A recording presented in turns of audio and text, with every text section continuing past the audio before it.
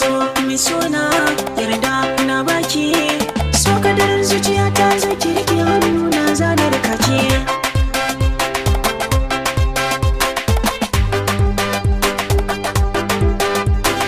So kadarar zuciya ta da shi ne riko, naki saki tun da shi ne idan duniya.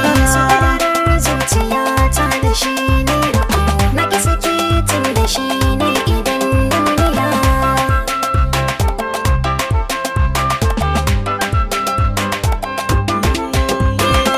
Abinda zuciya ka so ka fata ke bibiya, daga alama tsakani. So ya samu gwarzo mai jura tafiya, da baya shiri da rauni. Kugan karfi zuciya mai jure gwagwarmaya, mai ra'ayi na ɓadda bani.